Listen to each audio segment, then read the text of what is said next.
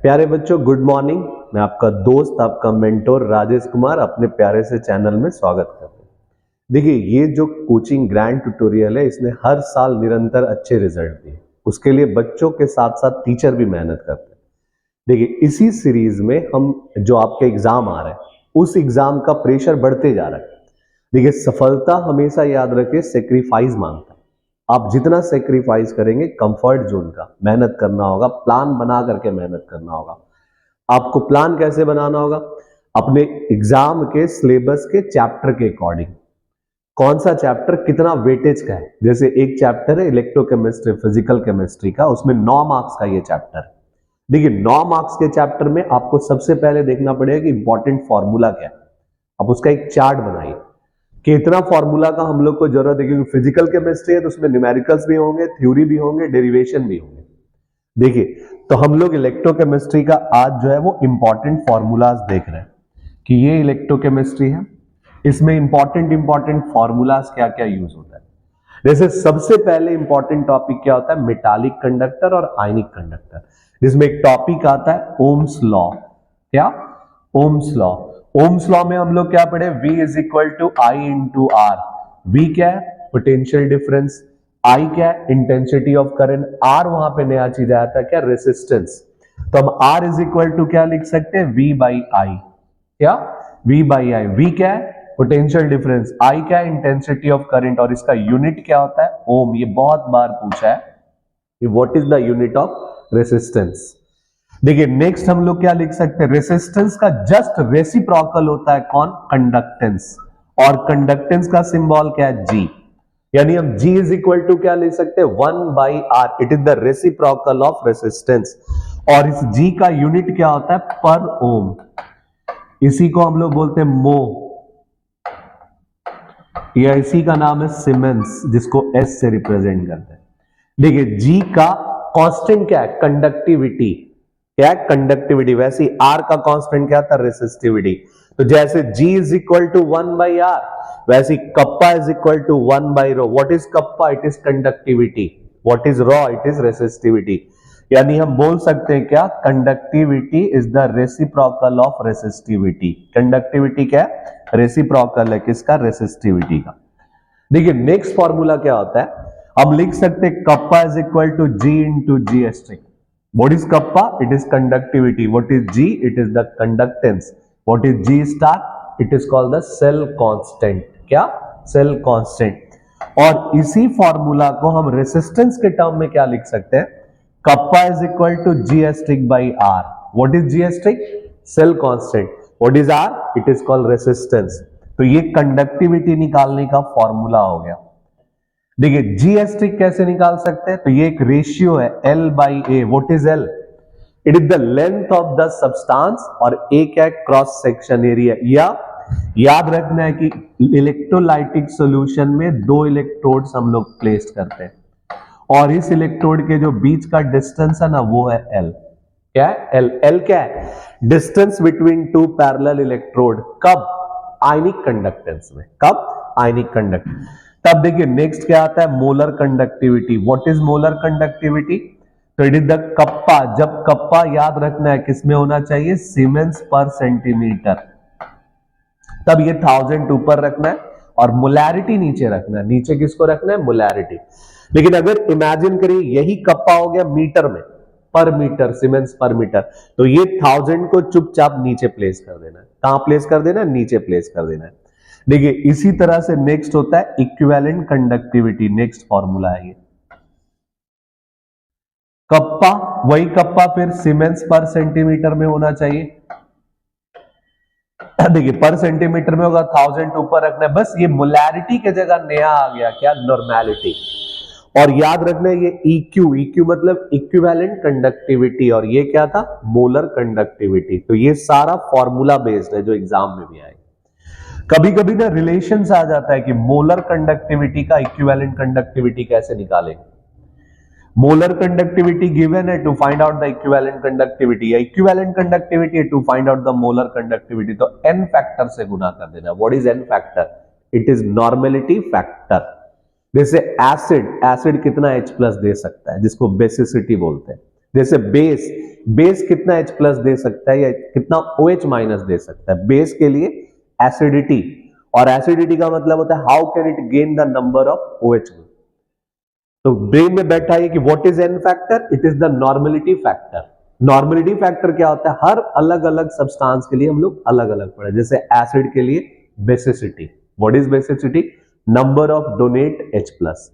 Base के लिए acidity, या तो निकाल सकते हैं नंबर ऑफ OH कितना है, या तो number of gain H plus, कितना OH प्लस गेन कर सकता है, ऐसे निकालना। तब देखिए एक हम लोग पढ़े थे इनफाइनाइट डाइल्यूशन पे जब हम कंडक्टिविटी निकालते हैं, that's name is limiting molar conductivity, और उसी को निकालने के लिए एक लॉ पढ़ाया गया जो सबसे इंपॉर्टेंट है इलेक्ट्रोकेमिस्ट्री में, कोलराउस लॉ। क्या? Kohlrausch law. देखिए वो बताया कि ये एक इलेक्ट्रोलाइट है, इसको जब डिसोसिएट करेंगे तो x मोल है तो x से इंटू कर दिए, y मोल है तो y से इंटू कर दिए। अब देखिए यहां पे क्या हो गया, मोलर कंडक्टिविटी हमको AX BY का निकालना है, तो हम लोग क्या किए, ब्रेकअप में कितना मोल आया था X, तो X मोल से गुना कर दिए। लेमडा एम नॉट, नॉट या इनफाइनाइट दिया होगा, इनफाइनाइट मतलब लिमिटिंग मोलर कंडक्टिविटी। वैसे देखिए Y मोल था तो Y से गुना कर दिए, लेमडा एम नॉट B का, इसमें A का इसमें B का, और वैल्यू सबका दिया रहेगा, A का भी B का। बस ये जो मल्टीपल कोफिशिएंट हम लोग पुट किए ना, ये आपको बैलेंस खुद से करना पड़ेगा और इसी से मल्टीप्लाइड करना है, तब हम फाइंड आउट कर सकते हैं किसी भी सब्सटेंस का लिमिटिंग मोलर कंडक्टिविटी, जो कौन निकाला है, कोलराउस लॉ। कौन? Kohlrausch law. देखिए जब ये लिमिटिंग मोलर कंडक्टिविटी, तो उसी में एक फॉर्मूला होता है degree of dissociation find out करने का, alpha, lambda mc by lambda m naught। what is lambda mc? it is the molar conductivity at given concentration, जो इस फॉर्मूला से निकाले हम लोग। what is lambda m naught? जो इस फॉर्मूला से निकाले, यानी ये कौन है, लिमिटिंग मोलर कंडक्टिविटी या molar conductivity eight infinite dilution, और ये कौन है, molar conductivity eight given concentration. देखिए नेक्स्ट हम लोग इससे क्या निकाल सकते हैं, डिसोसिएशन कांस्टेंट, जिसको K बोलते हैं। व्हाट इज डिसोसिएशन का कांस्टेंट का formula, C alpha square 1 minus alpha. C क्या है, कंसंट्रेशन, अल्फा स्क्वायर क्या है, डिग्री ऑफ डिसोसिएशन का स्क्वायर, और 1 माइनस अल्फा। और ये सारा ना वीक इलेक्ट्रोलाइट्स के लिए होगा, किसके लिए, वीक इलेक्ट्रोलाइट्स के लिए। तब देखिए नेक्स्ट टॉपिक क्या था, फैराडेज लॉ। तो लॉ तो हम लोग पढ़े थे, उसमें पहला फॉर्मूला क्या था, फर्स्ट लॉ में W डायरेक्टली प्रोपोर्शनल टू की, यानी mass of deposited and liberated electrode directly proportional to the amount of charge passed. तो हम क्या लिख सकते हैं, जब प्रोपोर्शनलिटी साइन है W is equal to Z into Q, क्या लिख सकते हैं, W is equal to Z into Q। What is Z? Z बराबर था ECE, इलेक्ट्रोकेमिकल इक्विवेलेंट कांस्टेंट। क्या था, इलेक्ट्रोकेमिकल इक्विवेलेंट कांस्टेंट, ये हम लोग को पढ़ना है। और क्या लिख सकते हैं, W is equal to Z into I into T, Q को हटा के क्या पुट कर सकते हैं, I into T। What is I? Current intensity. What is T? T is the time.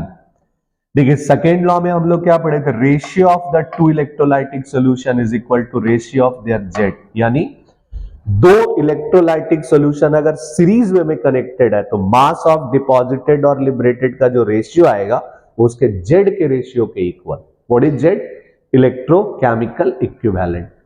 या किसके इक्वल आएगा, इक्विवेलेंट मास ऑफ ए और इक्विवेलेंट मास ऑफ बी का रेशियो। तो ये था सेकेंड। देखिए उसी में ना हम लोग को याद रखना है चार्ज, क्यू मतलब चार्ज निकालने का फॉर्मूला।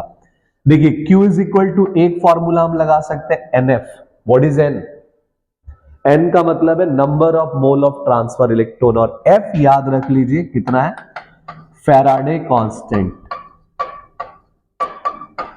और ये जो फैराडे कांस्टेंट हम लोग देखते हैं ना, ये है कितना, 96,500 कूलम, 96,500 कूलम। F का वैल्यू कितना लेना है, 96,500 कूलम। अब देखिए ये फॉर्मूला तो आप लोग फिजिक्स में भी पढ़े होंगे, Q is equal to N into E। What is N? N is the number of electron, यहां था number of mole, यहां N is equal to number of electron, और E क्या है, चार्ज ऑफ इलेक्ट्रॉन, जो E का value हम कितना ले सकते हैं, 1.602 10 to the power minus 19 coulomb. और देखिए यहां third formula Q is equal to क्या है, Q is equal to I into T। What is I? Current intensity, what is T, T is the time. देखिए नेक्स्ट देखते हैं फिर, इसी हम लोग को बोलेगा मास निकालने के लिए वेट, तो वेट निकालने का सबसे आसान, जैसे बोलेगा mass of deposited electrode, mass of liberated electrode, तो सबसे इजी फॉर्मूला क्या है इसका, A into I into T divided by N into F. What is A? A is the atomic mass of element या molar mass of element, I is the current intensity, T is the time, जो second में लेना है, इसमें fix है कि time को किस में रखना है, सेकेंड। नेक्स्ट क्या है, N, what is N? N is the number of mole of transfer electron, और F क्या है, फैराडे कांस्टेंट। क्या है, फैराडे कांस्टेंट। तो ये था किससे, फैराडे लॉ ऑफ इलेक्ट्रोलाइसिस से। अब आते इलेक्ट्रोकेमिकल सेल में। देखिए तो सेल को रिप्रेजेंट कैसे करते हैं, ये जो पैरेलल लाइन हम लोग दिखाते हैं वो है सॉल्ट ब्रिज, बी बोलते हैं उसको, और उससे पहले जो दिखाएंगे वो ऑक्सीडेशन, जिसको ए से रिप्रेजेंट करते हैं, और उसके बाद जो दिखाएंगे रिडक्शन, उसको सी से। इसका मतलब what is A B C, A for anode जहां क्या होना है, oxidation, B for bridge, C for cathode.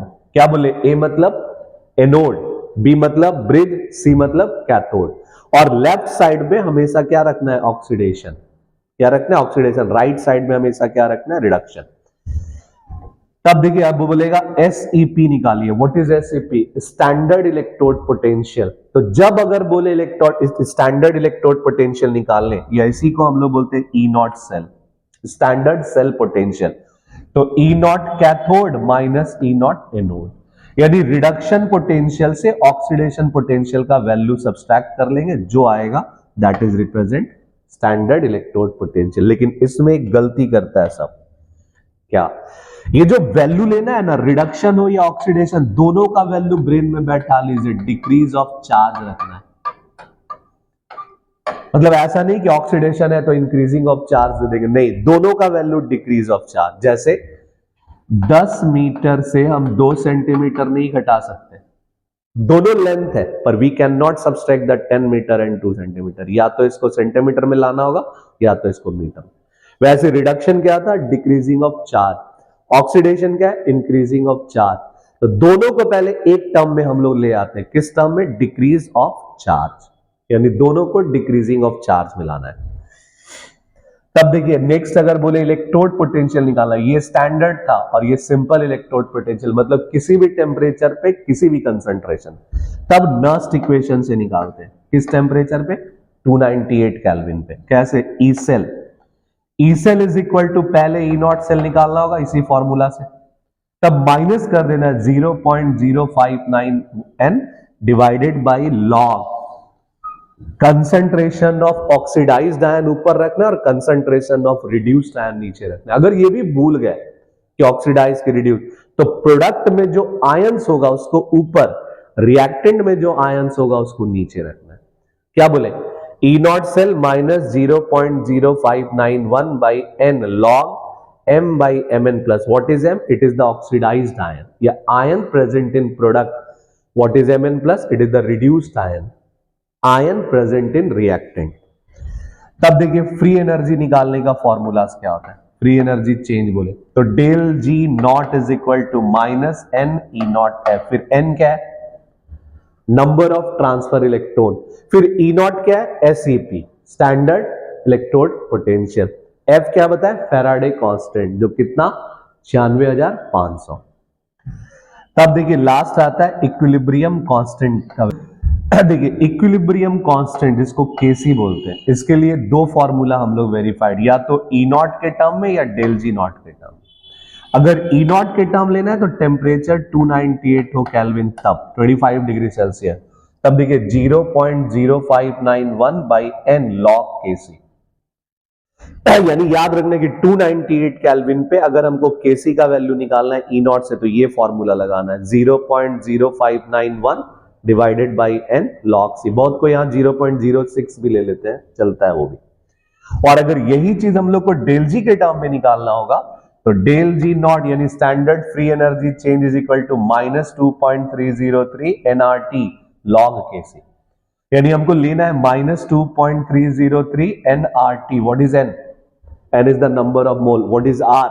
Are is the universal gas constant, इसका वैल्यू लेना होगा 8.314। What is T? T is the temperature. Log Kc, Kc मतलब equilibrium constant with respect to concentration. तो इतना फॉर्मूला हम लोग को जरूरत पड़ता है। देखिए न्यूमेरिकल्स बनाने में हम लोग को इतना फॉर्मूला, अच्छे से आप इसका एकदम शॉर्ट नोट्स बनाइए, फॉर्मूला चार्ट, ताकि एग्जाम में कोई भी गड़बड़ नहीं। सबसे पहला टॉपिक कंडक्टिविटी, मोलर कंडक्टिविटी का सारा फॉर्मूला। दूसरा टॉपिक कोलराउस लॉ का।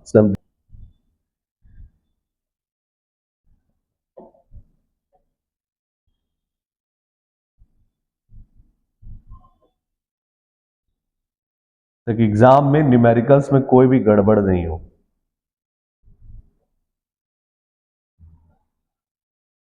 और इलेक्ट्रोकेमिस्ट्री का वेटेज सबसे ज्यादा है, 9 मार्क्स का चैप्टर है।